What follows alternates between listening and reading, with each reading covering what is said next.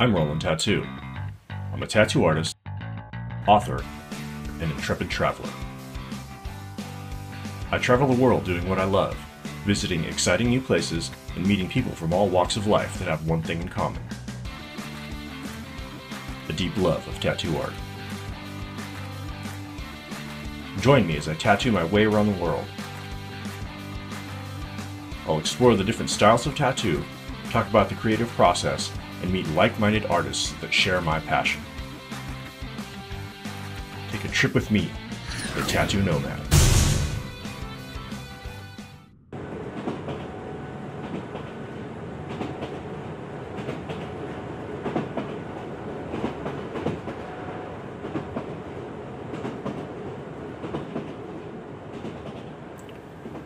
When you think of Belgium, you think of things like chocolate, beer, waffles, or a little blue... no, I don't know.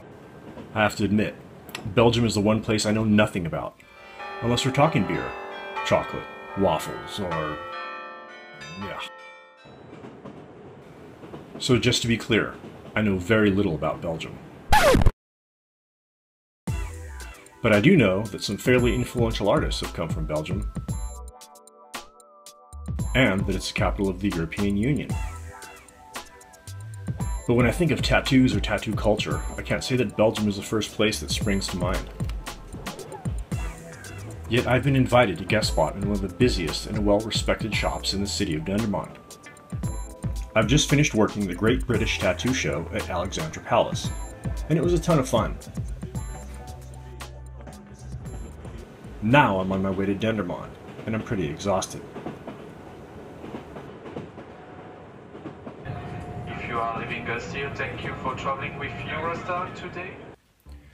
It turns out that Dendermonde is a pretty big place. Made up of 7 other towns, including the city proper, Dendermonde has a rich history that can be dated back to the 2nd century. And, like almost everywhere else in Europe, it has ties to the Roman Empire. The city certainly has that flavor, and as I walk the streets, I can't help but feel that I've stepped back in time. The buildings are beautiful, ornate pieces of art. The whole place is like a living screensaver. I could certainly be inspired by a place like this, with all of its understated beauty and quaint European charm. When I'm in a new place, I like to get a sense of what the tattoo culture is like there. And sometimes that isn't so easy. There isn't that one part of town known for nightlife, you know, like with strip clubs, bars, and tattoo shops, that sort of place. It would make sense that outside of the major cities, tattoo subculture would be harder to see, given that the overall political attitude leans conservative. And Dendermonde is no exception. But after some searching, I find just the people I've been looking for. Now I can finally get an idea of what the tattoo scene is like here in Belgium. For me, it's a form of my history. Well, the body is like a temple, so if you decorate the walls, it's always more beautiful than just blank skin, in my opinion. It's all, I thought about it for a long time until I wanted the tattoo. So basically when I come to the shop, it's all in my mind and I want the tattoo as fast as possible. So I like movies a lot, so I wanted to implement objects from movies, like designs, in my tattoos, so I have my childhood memories from those things, so they mean something. So, like everywhere else, people here get tattooed for a million different reasons. Sometimes it's as simple as wanting a great piece of art. And other times it's because of something far more profound. I was born in 1986, and within the first year they found out that I had cystic fibrosis, which is a genetic disorder that mostly affects my lungs, but also digestive system and any other system that uses mucus as a lubricant, basically. And in 2011, I was terminally ill and was placed on double lung transplant lists. In 2012, I got that double lung transplant. And on the 5th year anniversary, I wanted to do something to commemorate it. Cystic fibrosis is often referred to by little kids as 65 roses. So I always knew that I wanted to do roses. And I knew growing up that I wanted to do something along the lines of like a red rose, like a really blood red rose. And that sort of changed after I got my transplant, because after I got my transplant, I was able to see what my lungs essentially looked like. And they were really red. They were not happy lungs that they took out of me. They were terminally ill, very swollen, very red, very blood red lungs. And I wanted to basically take these 5 years and I wanted to make it something different, something light. And the new lungs that I got were light pink. They were beautiful, they were happy, they were... And then I knew that I needed it to be soft and I needed it to be nice, and that's why I chose a watercolor style, rose tattoo, or roses, one for each year. A hand tattoo that is a coffee cup, because I'm a barista and I found it very originally to get a coffee cup actually tattooed on my hand. And my other tattoo is a fox, and I particularly got it because I really love foxes. I love the way they walk, I love the way they sound. They can be really cute creatures, a little bit shy, but overall I just really love them a lot. I wanted the idea of a lion, but I couldn't find a picture that I liked. I wanted the lion to open his mouth, and when you search for pictures of lions with their mouth open, their looks are mostly it's like they're sleeping or scary, and I didn't want a scary lion on my chest. There's a second thought on the tattoo. That's actually because the lion has his mouth open. It's more like a warning sign to everybody who want to hurt me or my family, that I'll always bite back. My tattoo is of my horse.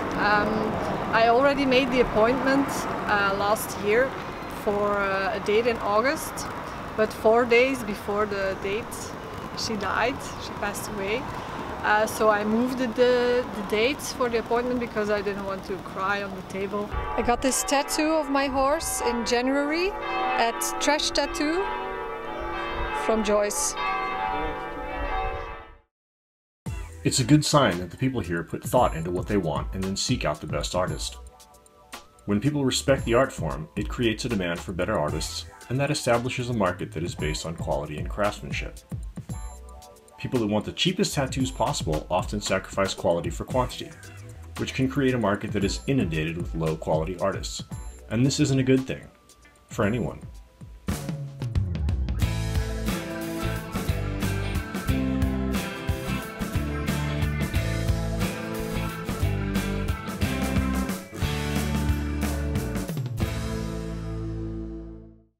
I've been invited to do a guest spot at Trash Tattoo, and I can't wait to start work. I have some pretty good sized pieces ahead of me and only a small amount of time to get them all done. But before I get started, I want to talk to the owner, Joyce, and get her thoughts on being a tattoo artist in Dendermonde.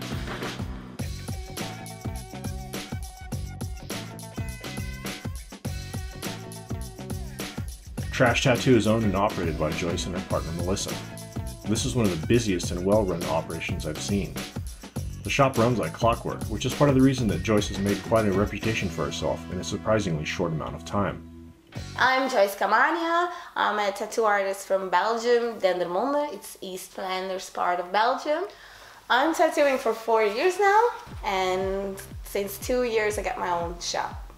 I started working at a tattoo shop in Hamme. It's 20 minutes from my place now. 4 years ago I just walked in with my drawings asking for an apprenticeship. So the first half year I just stood there and watched him tattoo. Thought it would be very difficult, that's why I never took the step of going to a tattoo shop. I've been designing tattoos before that for I think 3 or 4 years. Before I started tattooing, I just designed tattoos for people, and I always thought it was impossible to become a tattoo artist until somebody said you really have to do this. It's just what's gonna be part of you, we already see it in you. So then I just took that one step, went to the tattoo shop, and after a week I got a phone call saying it was okay. So I found a second job, so I still had an income, because the first half year it's just watching somebody else tattoo and looking what the techniques are, and how to draw the best possible tattoos for the people. I'm kind of like working 3.5 years as an all-rounder. I did everything. I did line work, I did black work, I did color, old school, new school, everything what's in there I did. But then after a while I wanted to do my own style, and I like to paint. So I try to put the techniques of painting and drawing into my designs. But after a while I started doing realism. So nowadays I do realism, color, black work, but I try to mix it up with kind of painting style or something geometric.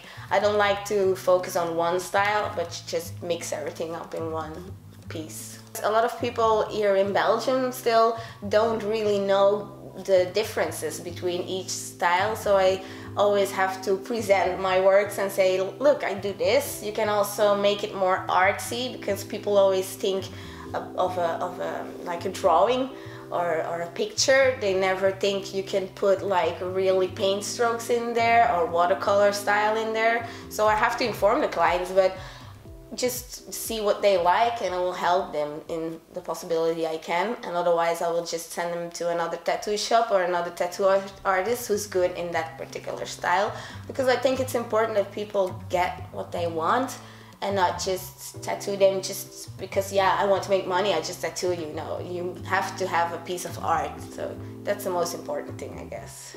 It's very important to get something that really relates with you, or relates your thoughts, or something that happened. Like a lot of people get something in memory of somebody who died or somebody who they love very much. And also people who just love art and have something like, I want this art on my body for the rest of my life. So there's multiple reasons to get a tattoo. I always been drawing. Since I was a kid, I was always drawing. If somebody gave me a present, I was much more happy with wrapping paper because I could draw on it. So I think that's the most fun thing about being a tattoo artist. People also think, yeah, it's your hobby, you have like the best job ever and it doesn't stress you out or anything. That's not true. But still, every morning I'm happy I can do what I love and don't have to do a shitty job that just pays me, and that's all. I got like a lot of, how do I have to say, happiness out of my job, because first of all, I can do what I love. Second of all, I can send the clients home with something that's there forever. And I'm always happy that people appreciate the art I make. So if I would not be a tattoo artist, I think I would be like a nail stylist or something, because still there's like tiny little stuff you can put in there, like stuff like that. Just something that has to do with art. Before I started tattooing, I was a sales girl, so I had like a very stressful job. It was a 9-to-5 job, but it's working with like percentages and stuff like that, and it was asking a lot of my body, because I couldn't take any gratitude out of it, and it was just like waking up, going to your work, same thing day after day. Why now you start tattooing, every day is different. You have different style, different person. Like you can have the client coming in and being very happy and joyful, and then you have clients who almost cry and you have to take care of very well, and that's what I like to do. So if I would not be a tattoo artist, I'd rather die. Actually, yeah. So let's hope I never lose my hands or anything. That she has made a name for herself in this out-of-the-way place speaks not only of her artistic talent, but also of her positive attitude and relentless work ethic. I like to see other artists being passionate about their craft and clearly enjoying themselves in what they do.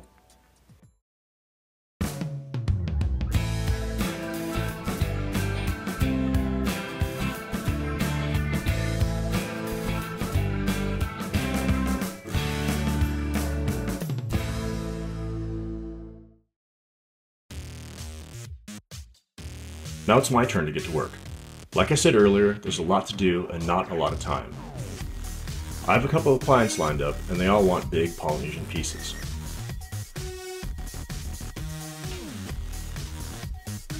When I'm back in my shop, I spend a lot of time talking with my clients to get a better idea of who they are and what they think best expresses themselves in terms of their tattoo. When I'm on the road, it's much more difficult to find that time, especially when the average consultation takes about an hour. It also helps to have them physically present when it comes to defining the size and shape of their tattoo. In this case, we did it all with email, which is something I don't really like to do. I had them answer some questions about themselves and asked them to send pictures of the areas that they wanted tattooed. I roughed out thumbnail sketches based on their pictures that I would use as a reference to draw the piece onto them before the tattoo. First up is Frankie. Although he's a salesman by day, his real passion is music.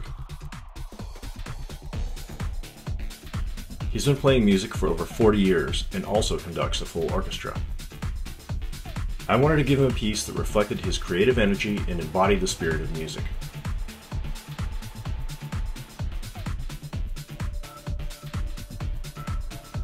Sometimes when I'm doing a Polynesian piece, the process of tattooing brings out something in the client that I may not have picked up on during a consultation. More so in this case, since his consultation was done with email.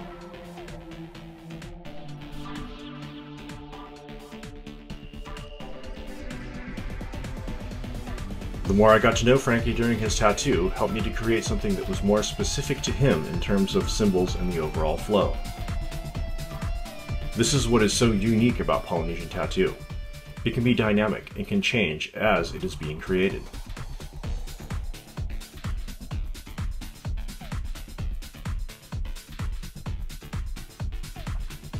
This helps to make the tattoo a living thing, in the sense that it's created as a result of the act of tattooing. This exchange between client and the tattoo process results in something that is truly individual and unique. Next is Christoph.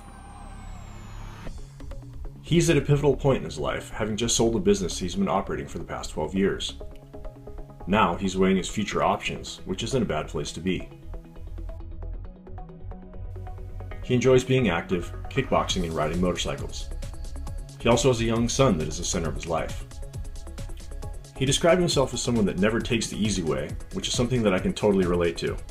And he wanted his tattoo to be something in between aggressive and restrained. Oh, and part of this piece was also a cover-up. It's not uncommon for a tattoo to have many differing elements or seemingly disjointed relations.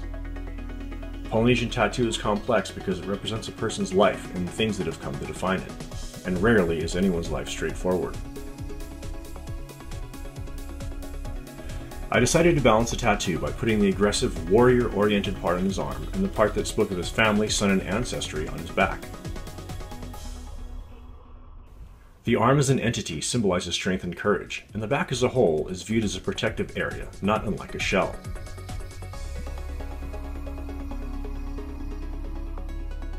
Having his ancestors on his back means that they will always look after him. And putting his son and family there too means that he will always protect them. I really enjoy pieces like this and meeting people like Christoph. I appreciate that people trust me enough to deliver what they are expecting, even when they might not know initially what that is. My last client is Jürgen. I don't have a shiny picture of his face for the simple fact that after this 2-day back piece, we were both so exhausted that I forgot to get one, and I'm pretty sure that he couldn't wait to get home and rest. He wanted an aesthetic piece to match what he already had, and he chose an owl. This was the only piece that I drew up beforehand. The situation being what it was, there wasn't a lot of emails exchanged other than him saying that he wanted a very large owl.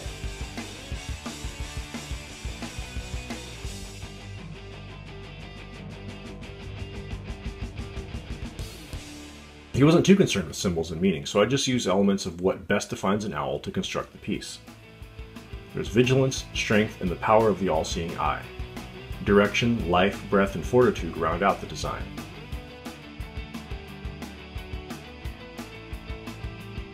For some reason I thought that this piece could be done all in one session. I don't know what I was thinking.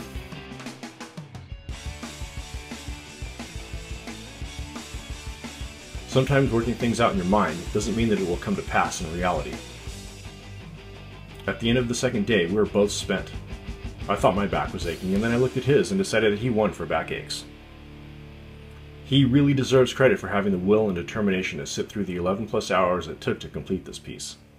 Not many people can do this, and the fact that he never once complained shows that he truly earned his tattoo.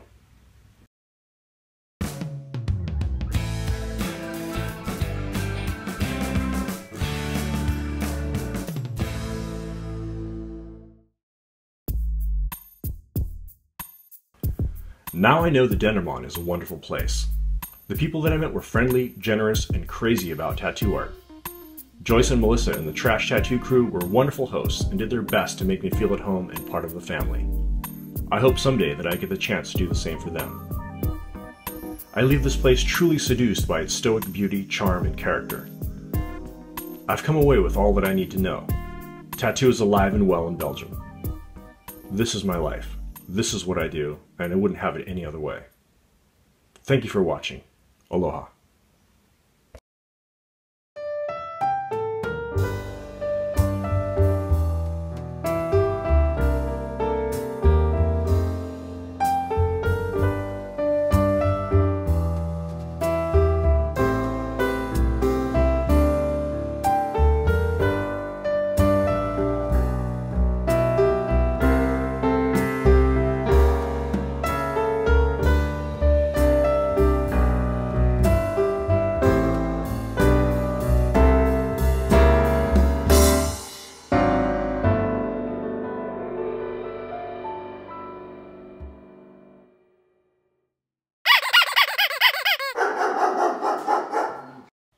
The hell was that?